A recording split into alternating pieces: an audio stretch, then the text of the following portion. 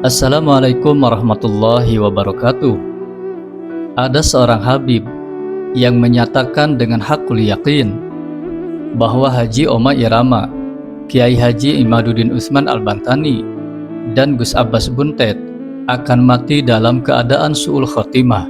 Hakul yakin kalian akan mati dalam keadaan su'ul khatimah. Pernyataan Habib tersebut bisa jadi menunjukkan sebuah kesombongan. Padahal Allah Subhanahu wa Ta'ala berulang kali memperingatkan manusia agar tidak terjerumus pada kesombongan dan perasaan paling benar.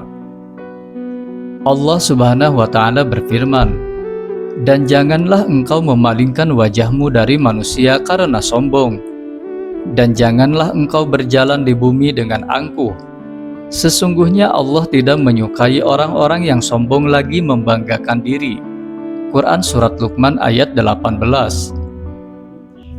Tafsir Ibnu Katsir menjelaskan bahwa larangan bersikap sombong dalam ayat ini mencakup kesombongan dalam ucapan, sikap, dan klaim keutamaan diri di hadapan manusia. Ibnu Katsir menegaskan bahwa sikap merasa lebih tinggi dari orang lain adalah sifat iblis yang pertama kali menolak kebenaran karena kesombongan. Dalam ayat lain Allah Subhanahu wa Ta'ala menegaskan bahwa kesombongan bukan sekedar dosa sosial, tetapi penghalang dari hidayah. Aku akan memalingkan dari ayat-ayatku orang-orang yang menyombongkan diri di bumi tanpa alasan yang benar. Quran Surat Al-A'raf ayat 146. Imam Al-Qurtubi menafsirkan ayat ini sebagai ancaman spiritual.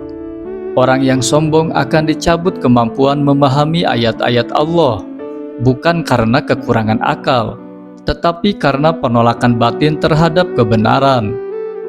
Kesombongan di sini mencakup menolak kebenaran yang datang dari orang yang dianggap lebih rendah.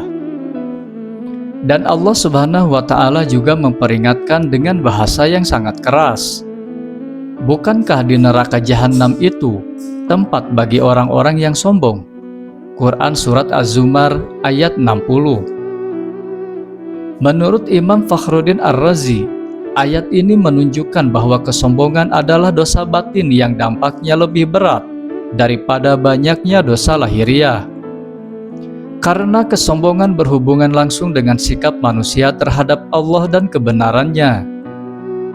Ayat-ayat tersebut tidak ditujukan kepada satu kelompok tertentu, melainkan kepada setiap orang yang menjadikan dirinya merasa lebih suci, lebih selamat, dan lebih benar dari manusia lain.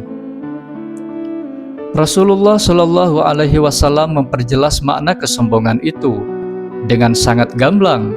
Dalam hadis sahih beliau bersabda, "Tidak akan masuk surga orang yang di dalam hatinya terdapat kesombongan, walaupun hanya sebesar dzarrah." Ketika para sahabat bertanya, "Wahai Rasulullah, seseorang menyukai pakaian yang indah dan sandal yang bagus, apakah itu termasuk kesombongan?" Beliau Shallallahu Alaihi Wasallam menjawab, "Sesungguhnya Allah itu maha indah dan menyukai keindahan. Sombong itu adalah menolak kebenaran dan merendahkan manusia." Diriwayatkan oleh Imam Muslim dalam kitab Sahih Muslim, Kitab Al-Iman, bab Tahrimul Kibar. Imam An-Nawawi menjelaskan bahwa yang dimaksud menolak kebenaran dalam hadis ini berarti menolak dalil ketika ia bertentangan dengan hawa nafsu, kelompok, atau status sosial. Definisi ini menghantam tepat ke jantung persoalan hari ini. Menolak kebenaran ketika datang dari luar kelompok, merendahkan manusia karena merasa lebih mulia secara nasab, simbol, atau klaim spiritual. Di titik inilah polemik nasab berubah dari sekedar diskusi sejarah menjadi persoalan akhlak dan teologi.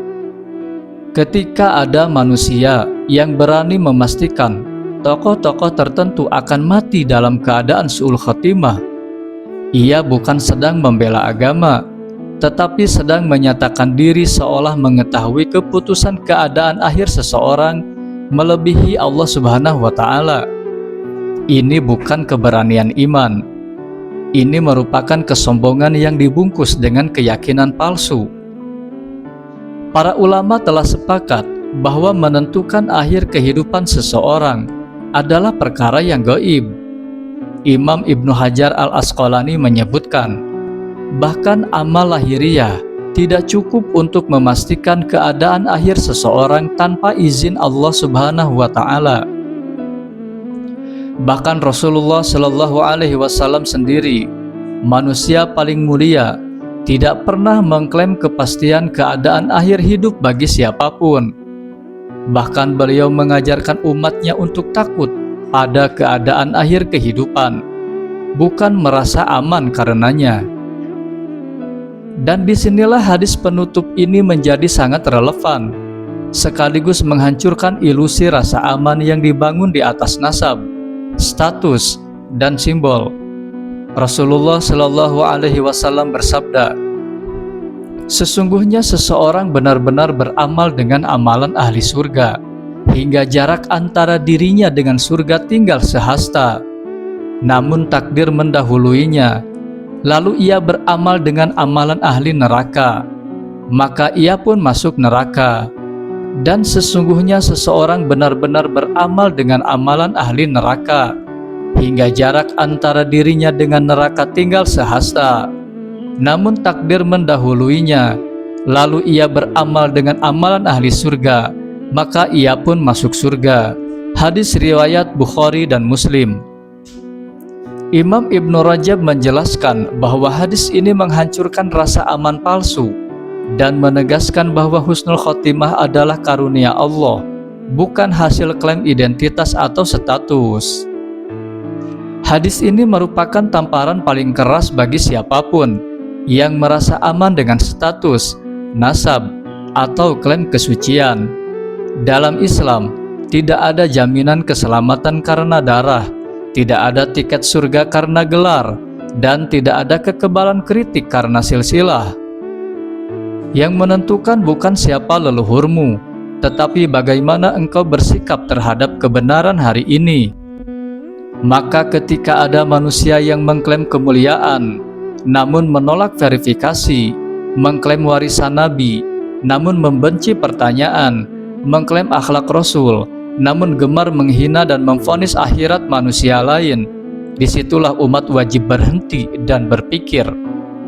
Karena dalam Islam, yang paling berbahaya bukan orang yang bertanya, melainkan orang yang merasa tidak mungkin salah. Dan kesombongan sekecil apapun adalah awal dari kehancuran, bukan tanda kemuliaan. Prinsip akhlak itu lebih utama dari nasab. Bahkan para ulama menegaskan bahwa kemuliaan nasab tidak memiliki nilai tanpa akhlak.